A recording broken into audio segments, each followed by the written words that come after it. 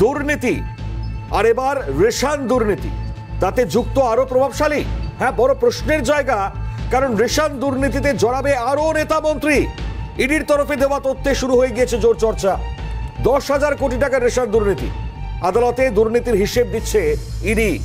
1,000 কোটি টাকার দুর্নীতি বাকিপুরের, আর বাকি 9,000 কোটি টাকা কোথায় গেল? 9,000 কোটি টাকার মালিক কে কে? টাকা গেছে কোন কোন রাঘব বোয়ালের পেটে? এই 9,000 কোটি টাকার খোঁজ এবার চালাচ্ছে এনফোর্সমেন্ট ডিরেক্টরেট। ফলত বুঝতেই পারছেন 1,000 গিয়েছে বাকিপুরের কাছে। এই যে 9,000, তাতে কি মানে এই জ্যোতিপ্রিয় মল্লিক বাদে আরো এমন কোন বড় রাঘব বোয়ালরা থাকতে পারে? প্রশ্নের জায়গা অত্যন্ত বড়। গতকাল সার্বিকভাবে যা ছবি ছিল, এনফোর্সমেন্ট ডিরেক্টরেটের তরফ থেকে কি জানানো হয়েছে, বাকিপুরের থেকে কি কি তথ্য পাওয়া গিয়েছে, সামগ্রিক ছবিটা কোন জায়গায় দেখায়।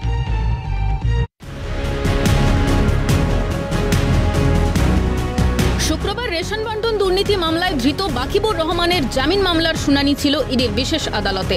সেই শুনানিতে শুক্রবার ইডির তরফে আদালতে উপস্থিত ছিলেন ভাস্কর প্রসাদ বন্দ্যোপাধ্যায়। অন্যদিকে বাকিবুর রহমানের হয়ে আদালতে সওয়াল করেন আইনজীবী সন্দীপন গঙ্গোপাধ্যায়। শুক্রবার শুনানি চলাকালীন বিচারক জানতে চান যে 6টি এফআইআর দায়ের হয়েছিল, তাতে মোট কত জিনিস বাজেয়াপ্ত করা হয়েছে, কত টাকা পাওয়া গিয়েছে। আগেও প্রশ্ন করেছিলাম, আজও করলাম। এর জবাবে ইডির আইনজীবী জানান 4,250 কুইন্টাল রেশন সামগ্রী উদ্ধার হয়েছে। বাকিবুর রহমানের কোম্পানি এনপিজি রাইস মিল থেকে 1,000 কোটি টাকার দুর্নীতির হদিশ মিলেছে। পরবর্তীতে রাজ্যের বিভিন্ন রাইস মিল থেকে আরও 9,000 কোটি টাকার দুর্নীতির হদিশ পাওয়া যায়। গণবন্টন ব্যবস্থাকে নিয়ন্ত্রণ করে রাজ্য এবং কেন্দ্র উভয়ই। এক্ষেত্রে রাজ্যের তরফে যদি কোনো যথাযথ তদন্ত না হয়, তাহলে সেটা আইনকে অবমাননা করা হয়। আমরা যতটা সম্ভব তদন্ত করেছি, নইলে সেটা সমাজের সঙ্গে অন্যায় করা হতো।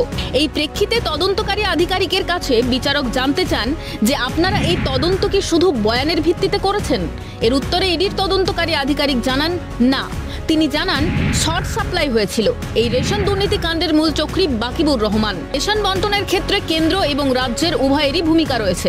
তিনি আরও জানান, পশ্চিমবঙ্গবাসীর প্রতিদিনের আটার চাহিদা অত্যন্ত কম, তাই 100 কেজি আটা বিক্রি করতে গিয়ে যদি 20 কেজি আটা পড়ে থাকে, তাহলে সেই আটা পুনর্ব্যবহার করা হতো। আবার নতুন 100 কেজির বস্তায় 20 কেজি পুরনো আটা থাকতো এবং 60 কেজি থাকতো নতুন আটা। এভাবেই 100 কেজির বস্তায় 80 কেজি আটা বেচা হতো। সুতরাং সেক্ষেত্রে 20 কেজি যেমন কম দেওয়া হলো, তেমনি 20 কেজি পুরনো আটা পুনর্ব্যবহারের ফলে গম ভাঙানোর খরচও বেঁচে গেল। এভাবেই রেশন বন্টন দুর্নীতিটি 2টি ধাপে করা হয়েছিল। শুনানি চলাকালীন ইডির আইনজীবী আদালতে জানান, এই মামলায় তদন্ত কিভাবে হয়েছে তা একটি ডায়াগ্রামের মাধ্যমে দেওয়া হয়েছে।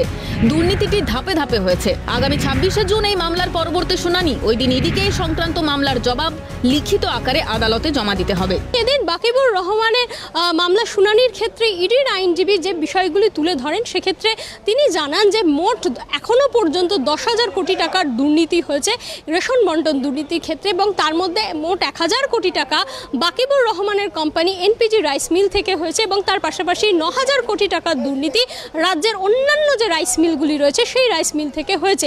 এবং তার পাশাপাশি এই যে রেশন বন্টন দুর্নীতি, সেক্ষেত্রে 2টি ধাপে হয়েছে, এবং এক্ষেত্রে বাকিবুর রহমানই হলো সেই এক্ষেত্রে রেশন বন্টন দুর্নীতির কিংপিং, এমনটাই কিন্তু তুলে ধরেন ইডির আইনজীবী।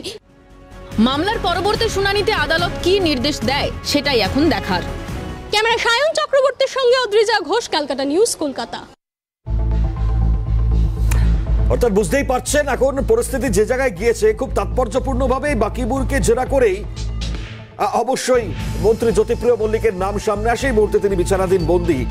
ফলত এবার আরো তাৎপর্য থাকছে 1,000 কোটি টাকার দুর্নীতি বাকিবুরের নাম, আর 9,000 কোটি টাকায় যে টোটাল 10,000 কোটির দুর্নীতিতে এখন অবশ্যই সব থেকে বড় প্রশ্ন, আরো প্রভাবশালী যারা যুক্ত তারা কারা হতে পারেন? রেশন দুর্নীতি থেকে আরো নেতা মন্ত্রী জড়াবে, যেটা বলছিলাম শুরুতেই একেবারে।